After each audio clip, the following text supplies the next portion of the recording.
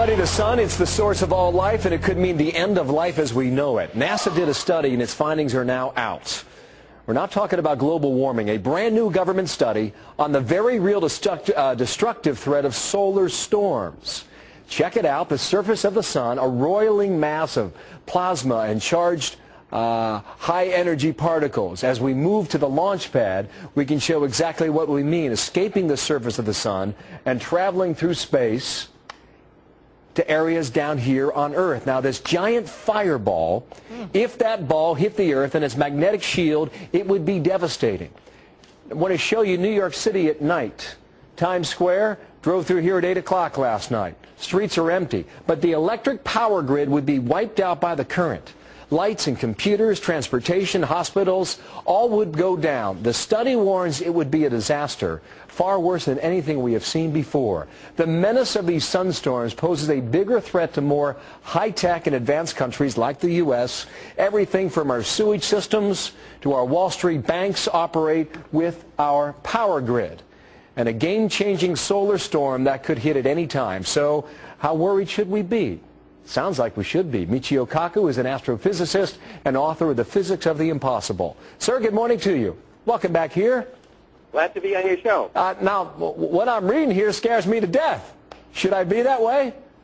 That's right. We're talking about a potential Katrina from outer space. Katrina caused about $100 billion in property damage.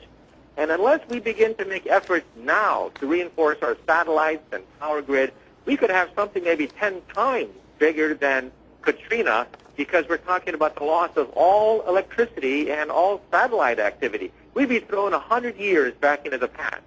Michio, has this happened before?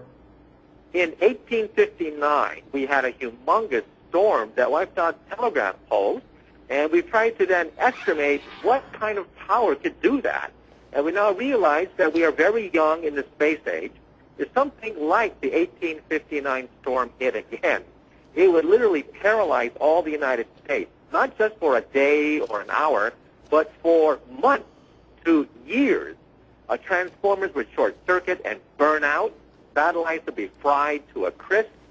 And the sun, however, has these storms every 11 years. Every 11 years, the magnetic field flips. But in 2012, we do expect perhaps another big one. Well, we have never before in our history, in human history for that matter, relied so much on technology as we do today. And that's part of what they found in the study, because we rely so much on our ability to communicate through our computers that they would all go down, which would handicap not just New York, but really the eastern half of the United States. That's what the study finds, which would be far worse than the blackout of New York from 4 years ago, Michio. That's right. Those blackouts only last for a few hours to a day.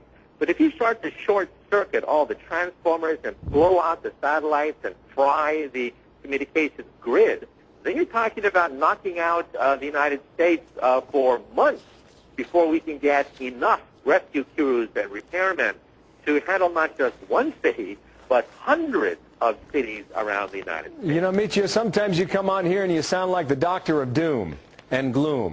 Does something like this keep you up at night? It does, and I think with Katrina, you know, engineers knew that Katrina could happen, but they did nothing because they said that it's not going to happen while I'm around. Well, now we learned the lesson. You have to prepare for things, especially when you know that at some point it's inevitable that we're going to have another big one, like we had back in 1859, except this time we're totally dependent on electricity. Michio, thank you. Hope to see you in person next time. We'll take you on the phone if we can. Michio Kaku, thank you for your time today. 1859. I mean, we're going back 150 years on that, Megan. Now he's wondering about 2012. Watch for this story. For 30 years, eFoods Global has been perfecting the process by which we make our food reserves. We start by using only the finest sun-ripened and fresh produce grown and harvested following the Good Agricultural Practices guidelines. Not only are our ingredients GAP certified, but we carefully test them for chemical and microbial contaminants like Salmonella and E. coli before the approved ingredients are blended into our exclusive recipes following strict quality control standards established and audited by the U.S. Department of Agriculture. These ingredients contain no trans fats, no hydrogenated oils, and no MSG.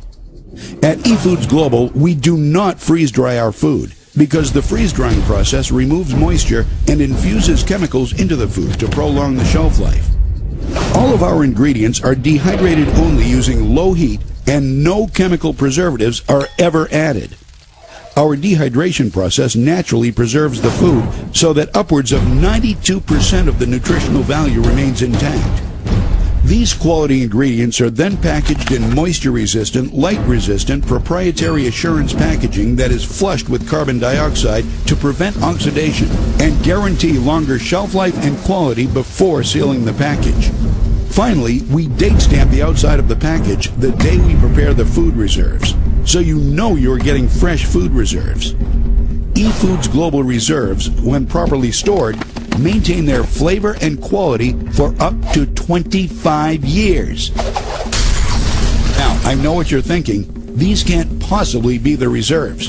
But these delicious meals are exactly what you get when you prepare your eFoods Global meals. And none of these meals require more than a pot of boiling water, the contents of a package, and 10 to 20 minutes. Pretty soon, you are going to select some of these delicious meals to try for yourself for free. That's a great opportunity. Let's talk about some other opportunities eFoods Global has to offer you.